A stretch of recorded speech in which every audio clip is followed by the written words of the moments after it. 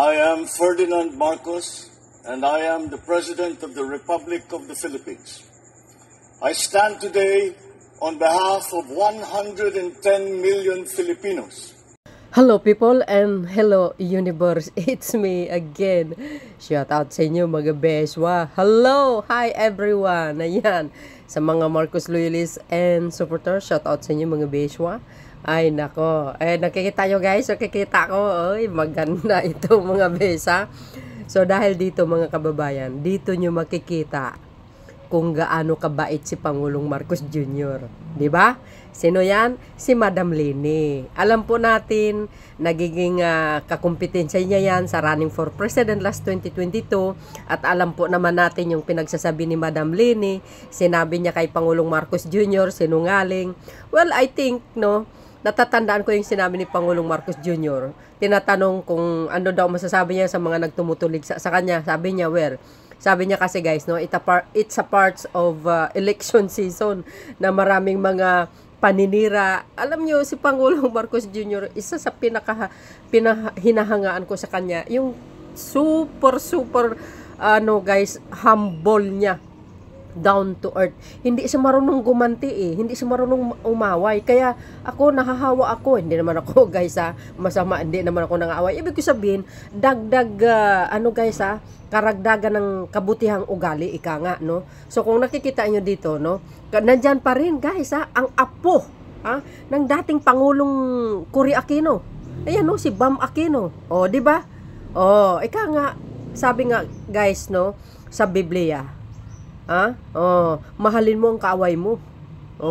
Isa sa mga salita ng ating Panginoon yan. 'Di ba? Si Pangulong Marcos Jr., walang political color yan, mga bes. Yan ang pakatandaan nyo. Kaya nga yun ang sinabi niya, 'di ba? Pagkakaisa. Pula. Dilis ka man. Kaso lang mga siraulo kasi dito mga dilis na ito, mahilig mang-away sa social media no? Pati ito si Digong Ang galing nila magpatutsada Pero ini-ignore ni Pangulong Marcos Jr. kasi hindi naman talaga palaway. So, itong nito guys, itong litrato na ito, na kung saan si Pangulong Marcos Jr. kahapon pumunta sa Sorsogon, di ba? Siya po ang pinangunahan ng inaugurasyon ng sports arena ng Sorsogon na napakalaki. Sa Rome Coliseum, the 19th centuries. Tama yung hinala ko kasi magkahawig sa disenyo, no?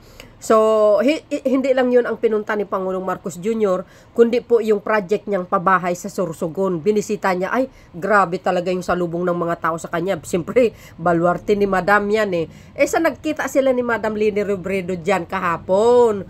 Tingnan mo naman, di ba ang ngiti ni Madam Leni Robredo, ibig sabihin ito si Madam Leni Robredo, kahit ganyan ang mga sinasabi niya before, camping siya talaga, no?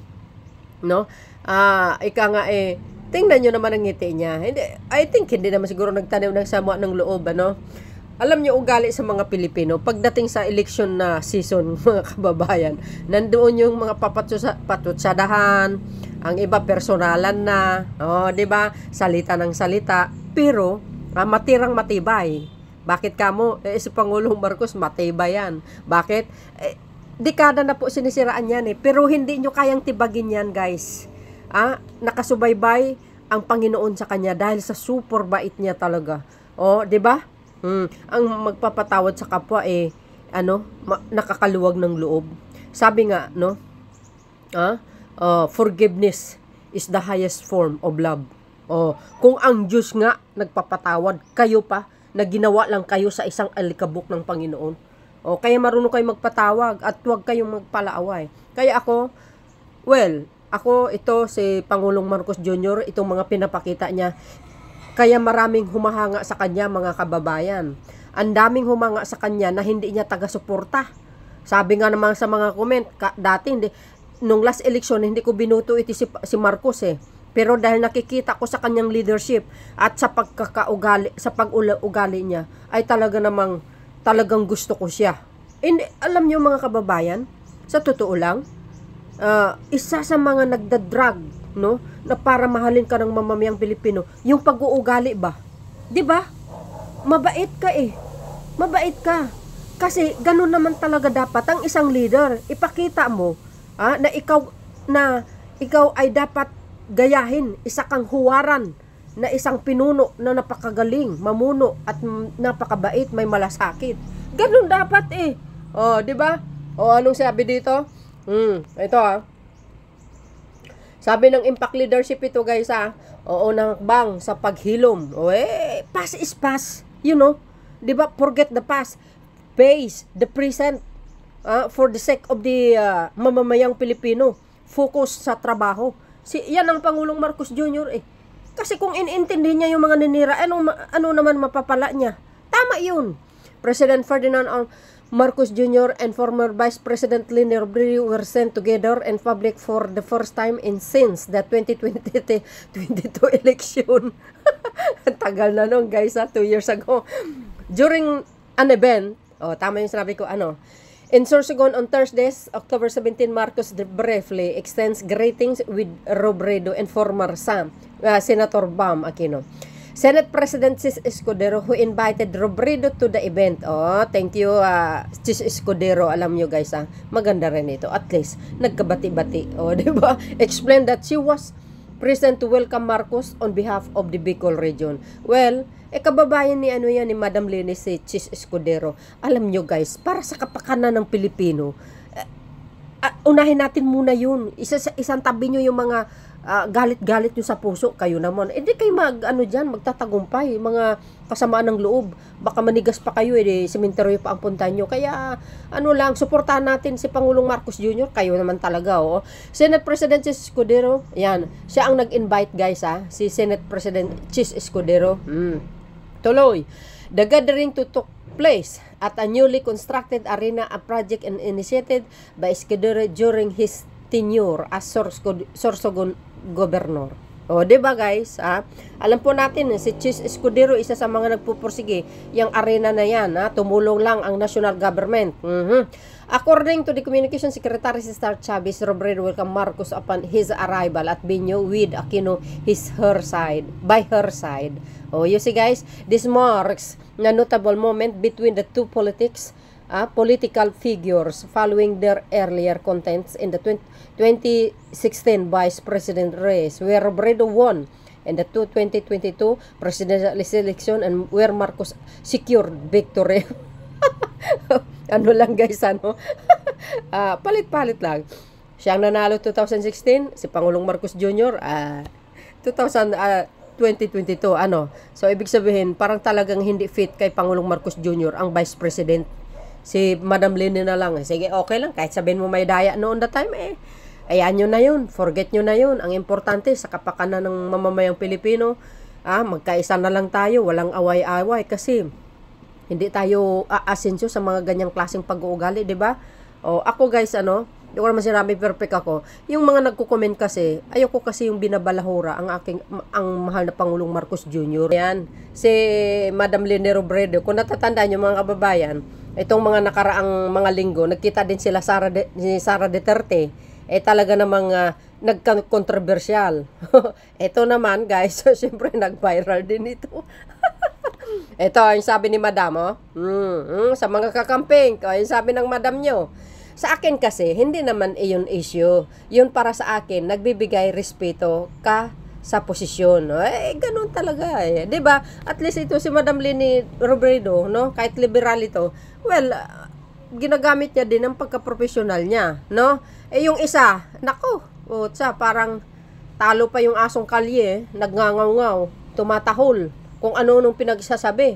At saka ito nung kanyang mga, I think, confidential fund niya, wala siyang issue, si Madam Leni Robredo. Kasi wala po akong nakikita or something nawaldas ang confidential fund niya. Yung pundo niya sa pagka-vice presidente, Well, isa ako bumabati ko kay Madam Leni. Naturally, hindi naman ako makalini. Kayo naman, Marcos Royalist ako. Paano nyo sasabihin makakamping ka ko? Hindi, ibig sabihin, alam nyo, forget the past talaga. Forgiveness sa isang kapwa mo, nagkamali ka man, nagkasala ka man sa kanya, patawarin mo na. Diba? Sa akin, sabi niya, hindi daw niya naman issue daw yun. Para sa akin, sabi niya, nagbibigay respeto ka sa posisyon. Walang pag-aatubali yung pag-oo kay Senator Chis kung pwedeng sumama sa kanya sa pagsalubong, ang tingin ko tama lang naman, lalo pa kasi bisita natin dito sa Bicol region. Sabi ko hayaan na natin sila guys, hayaan na natin kung ano man ang kanilang saloobin. Well, masasabi ko siguro, it's a part of the election season, mga bes. Alam nyo naman, si Pangulong Marcos Jr., mga kababayan, very malakas po yan. Napakalakas ito. Kita nyo sa survey ngayon. From the start ba naman ng eleksyon, guys? Kung napanood nyo yan, ang kalye survey ko, grabe. Landslide ang Pangulo. Kaya walang sino man nagsabi na may dayaan noong 2022. No. Ako mismo ipresenta ko yan, mga video ko sa korte kung nandadaya ba si Pangulong Marcos Jr. No. Sa kalye survey ko na lang, talagang malaking ebidensya yun. Walang dayaan na sinasabi nila may daya daw palabas mga dilis. Ay, sus Mario, pagtatawanan lang kayo.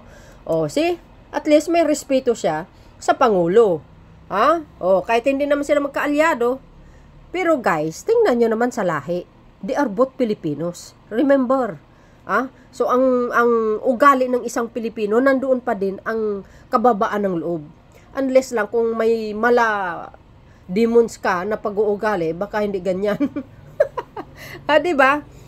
Alam nyo, si Bam Aquino, remember? Apo ni Korean. Si Pangulong Marcos Jr., sus, wala na sa kanya yun. Ignoring na lahat yun. Tingnan mo. They are good. Nagpansinan sila. Actually, kung nakikita nyo sa video, tinapik niya nga ang balikat ni Pangulong Marcos Jr. Kaya, alam nyo guys, no, sa totoo lang, dahil eleksyon ngayon, dahil malakas ang Marcos, Jesus Maria Joseph. Well guys, sa survey ngayon ng alyansa ni Pangulong Marcos Jr., halos pasok ang lahat ng kandidato niya. Halos pasok ang lahat ng kandidato niya. Kaya makikita nyo yan sa mga kalye survey namin sa darating na panahon. Pag nag-umpisa ng kampanya, doon na. So yun guys, makikita nyo dito. Sabi dito ng mga nagko-comment, basahin nga natin. Nax, tuwang-tuwa na si Trillanes. Ayan Mayor Lini, proud kami na ikaw ang face ng buong Bicol region. Respect, honest, intelligence, transparency, accountability. Mother is mothering. Buti pa ito kaysa inconvenient BP agay. Ang mga impact alam mo yung mga ito DDS to. DDS yan. Ikaw ang nanalo sa presidential election 2022, hindi si Dayunyor. Jesus Maro. Yan. Alam niyo mga ibang kakamping guys, hindi pa naka-move on. Sabi ko nga, hindi nyo kayang sabihin na may daya. No, never. Never at never. Sa kalye survey namin lahat ng pro Marcos. Dalhin lahat namin sa korte yan. Taob kayo. At makikita naman yan kung may edit doon. Wala. Talagang legit ang kalye survey namin. Pinaka the best na kalye na survey sa buong Pilipinas ang kalye survey. Bakit? Mano-mano yan ganda ng ngiti ni Camel. Ingat sa biyahe. Yan lahat naman BP Lini ay hindi at walang issue sa iyo. Kahit ginagamit ka na. Diba? Ganun lang yan. Yan si BP Lini, hindi bastos. May pinatamaan dito. Well, sari-sari ang mga nagko-komento. Ganyan talaga guys, yung kanilang mga opinion, hindi mo pwede kontrahin. May mga utak yan Pero darating ang panahon, ma-realize nila na si Pangulong Marcos Jr. ay napakabait. Mga batang iba, not all the kakamping is believe sa pamumuno ni Pangulong Marcos Jr. Not all the didilawans, ganun. Especially mga DDS, well, wala tayong pake. As long as ang Pangulo ginagawa niya ang trabaho niya at siya ang Pangulo ng Pilipinas, binuto ng 31 million yan. Okay, kung binuto naman ng DDS, mga ilan-ilan lang. Actually, hindi naman siya binuto ng DDS yan. Diba? Kung binuto ng DDS yan, edi dapat pareho ang score votes nila ni Sara Duterte, 32. Pero hindi nyo dito, no?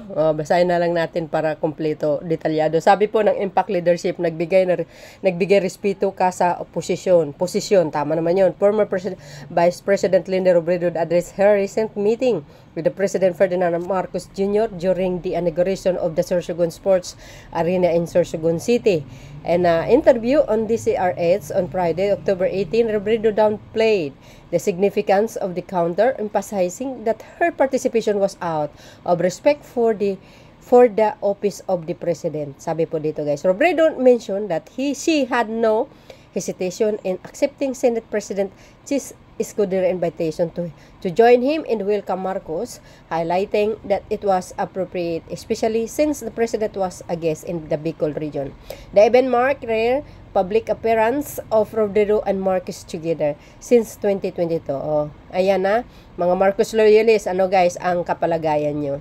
Basta, importante guys, sa mga senador natin, importante kung sino po yung mga senador ng ating mahal na Pangulo, yun po, doon po tayo, okay? Ito lang ang lagi kong sinasabi sa aking mga kapwa loyalists. Remember, mag-ingat sa mga ano guys sa sibuyas. Alam nyo naman kung ano ang ibig kong sabihin mga kababayan. Sa mga sibuyas, mag-ingat po tayo. So yun guys, maraming salamat sa inyong watching. See you again on my next upload video. Bye bye bye and baboos. God bless Philippines.